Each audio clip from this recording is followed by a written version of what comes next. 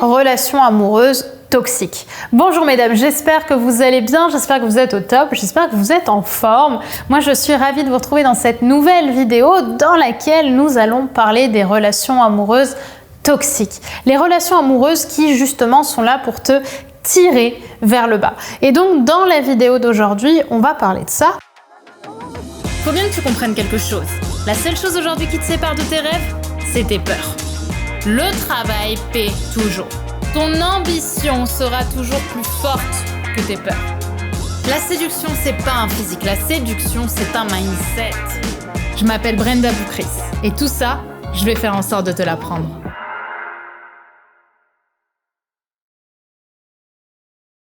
Mais si c'est la première vidéo que tu regardes sur Attitude Séduction, je vais d'abord me présenter. Je suis Brenda Boukris, ton experte en amour et en relations hommes-femmes, spécifiquement pour vous, mesdames, pour vous apprendre à devenir des femmes plus confiantes, plus inspirantes, plus séduisantes et t'aider, t'accompagner à devenir la meilleure version de toi-même pour attirer à toi un homme qui te plaît, mais aussi et surtout un homme qui te mérite. Donc, si ce n'est pas déjà fait, du coup, je t'invite à t'abonner en cliquant sur le bouton rouge juste ici, puisque tous les matins, je te publie une nouvelle vidéo de conseils en amour, en séduction, en relation homme-femme, afin de t'amener ce petit boost de motivation qui va venir justement t'apporter toute l'énergie et toutes les connaissances nécessaires pour te rapprocher de la vie de tes rêves.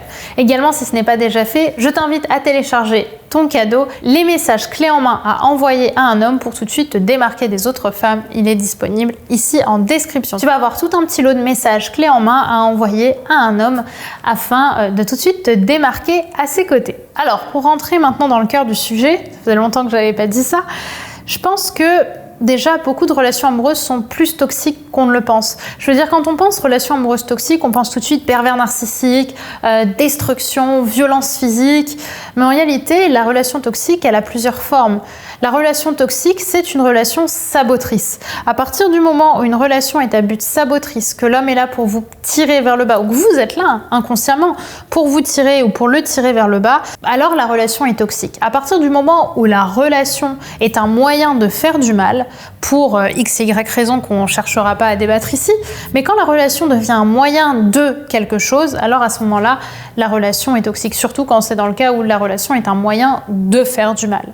D'accord ? Quand elle n'est pas vécue en tant que telle pour uniquement ce qu'elle est. EST au sens vraiment de l'être, quoi. La relation est un propre être à part entière. Si c'est un moyen d'arriver à quelque chose pour vous, alors à ce moment-là, la relation est toxique. Donc, on va étudier ensemble 6 relations toxiques. La première relation toxique, c'est la relation pansement. Alors celle-là, elle va vous paraître extrêmement logique, peut-être, mesdames. C'est surtout une relation féminine, hein, la relation pansement, bien qu'on la retrouve de plus en plus chez les hommes. C'est une relation dans laquelle l'autre n'est absolument pas vu pour sa valeur, mais où la relation est à nouveau un moyen de passer à autre chose et d'oublier, d'endeuiller, d'accepter la rupture qu'on a eue avec un homme pour lequel on avait des sentiments. La relation pansement, c'est vraiment la relation où on se dit qu'elle est sympa, elle est agréable, elle fait du bien pour la personne qui pose le pansement, mais pour la personne qui est le pansement, à ce moment-là, elle est extrêmement douloureuse, cette relation, parce qu'il n'est pas aimé pour qui il est, cet homme ou cette femme. Elles ne sont pas aimées pour qui elles sont. Cette relation est là pour transitionner vers quelque chose de plus douloureux. Et pour moi, cette relation, elle peut avoir le mérite d'exister à condition d'être clair dessus. Si l'autre reste et qu'il sait la relation dans laquelle il est, alors à ce moment-là, c'est sa responsabilité. Mais quand il ne le sait pas et qu'on est uniquement là pour profiter un peu de sa crédulité, alors à ce moment-là, la relation est toxique.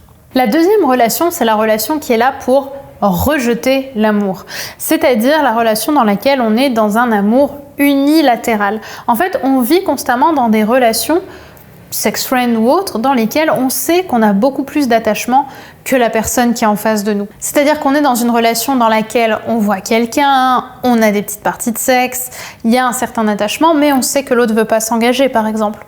On sait qu'il ne veut pas s'engager, il vous l'a dit, mais vous continuez de rester dedans. Ok, à ce moment-là, pour vous, la relation, elle est toxique. C'est votre responsabilité de partir. Et souvent, on reste dans ces relations en se disant oui, mais il va changer pour moi, etc. Mais en réalité, on sait que c'est pas le cas. On sait que c'est pas notre responsabilité. Ce qui se passe en revanche, c'est que vous rejetez l'amour. ok? Vous rejetez parce qu'au fond de vous, vous vous sentez peut-être pas légitime à avoir de l'amour. Est-ce que vous méritez l'amour? Non, moi je mérite pas. Je mérite pas, je suis pas une assez gentille fille, je suis pas une assez belle fille, je suis une fille, je m'aime pas assez pour avoir le droit à l'amour de quelqu'un. Donc qu'est-ce que je vais faire? Je vais utiliser l'amour pour souffrir. Je vais utiliser le couple pour souffrir. La troisième relation toxique, c'est l'amour impossible. C'est quand on continue dans une relation qu'on sait ne peut pas se terminer bien, ou qu'on sait ne peut pas se terminer indéfiniment parce qu'on a des chemins de vie différents. Encore une fois, là, on peut rester dans une relation qui n'est pas toxique si les deux assument qu'à un moment, la relation va s'arrêter.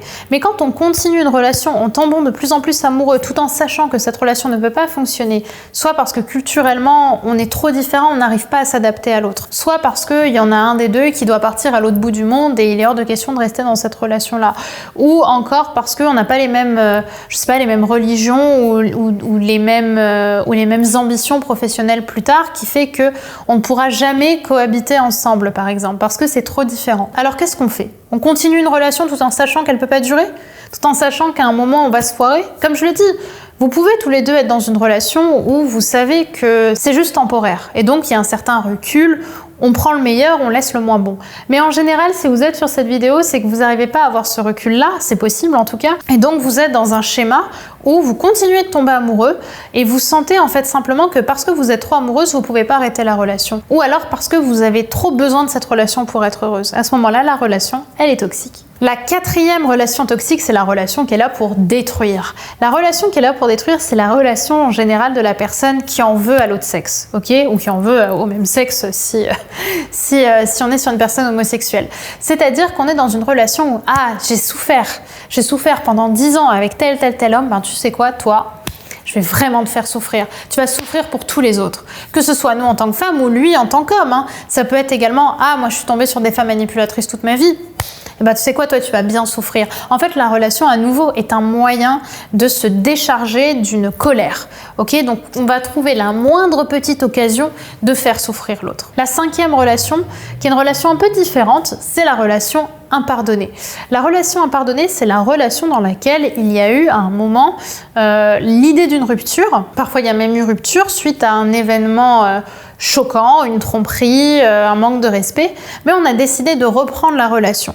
Le problème, c'est qu'en réalité, vous n'avez pas pardonné. En tout cas, la personne concernée n'a pas pardonné ce qui s'est passé par le passé. Et donc, la moindre occasion de pouvoir faire ressortir les événements du passé va être prise en fait. Dès qu'on aura moyen de faire souffrir l'autre pour le mal qu'il nous a fait, alors on va y foncer. Sauf qu'en réalité, c'est pas possible d'être dans ce schéma-là de façon saine, parce que par définition, quand on reprend une relation, on est responsable, on l'accepte, d'avoir souffert, on accepte d'avoir pu pardonner également, parce que malgré tout, vous avez pardonné. Vous dites que vous avez pas pardonné, mais vous avez pardonné parce que vous avez continué la relation. Mais si vous êtes dans cette colère-là parce que justement vous êtes dans ce que j'appelle le fait d'avoir impardonné, d'être dans une relation impardonnée, c'est en réalité que vous n'acceptez pas d'avoir pardonné, vous n'acceptez pas d'aimer assez fort, et donc il y a votre ego qui vous dit mais non, t'as pas le droit, tu dois être plus forte, plus dure, plus méchante avec lui. Mais là, encore une fois, on est dans une relation toxique, puisque vous allez utiliser quand même la moindre occasion pour faire du mal à cet homme et soulager votre ego qui vous dit que vous n'avez pas été assez forte dans cette relation. Et enfin, la sixième, qui est aussi assez différente des autres d'ailleurs, dites-moi par commentaire là à la sixième relation pour que je sache qui sont les femmes les plus motivées à vraiment changer leur vie amoureuse. Dites-moi par commentaire que vous avez été là pour le sixième commentaire, pour la sixième relation, pardon. La sixième relation, c'est la relation toxique qu'on n'arrête pas, en fait. C'est la relation qu'on continue passivement parce qu'on est dans notre confort, alors qu'en réalité, on n'est plus heureux ensemble.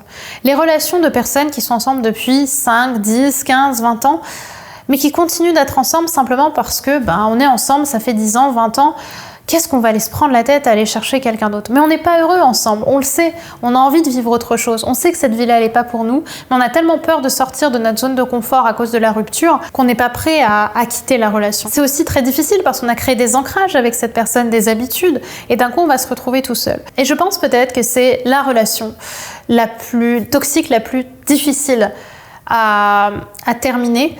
Non pas parce qu'on est dans des procédés psychologiques, parce que là encore, on serait dans de la manipulation, donc ce serait, on va dire, plus cohérent d'arrêter. Mais là, on est dans une relation où on aime l'autre. en général. On sait juste qu'on n'est plus fait pour être ensemble, mais on a passé du temps, on a eu des souvenirs ensemble, donc c'est difficile d'arrêter. Mais malheureusement, on est dans un schéma toxique dans cette relation, puisqu'on n'est pas heureux avec l'autre. La relation, elle est là parce qu'on a créé presque un profil, une identité autour de cette relation. Mais est-ce que vous voulez vraiment finir votre vie en vous disant que vous avez été avec une personne qui ne vous correspondait plus? Voilà, mesdames. Je vous laisse avec cette question, même si justement elle est douloureuse. C'est vrai que dans mon cas, j'ai pris le parti de peu parler des relations toxiques. Je préfère vous parler de développement personnel, de confiance en soi, de relations hommes-femmes, de façon, on va dire, plus saine. Mais c'est vrai que les relations toxiques, c'est quelque chose qui vous touche beaucoup.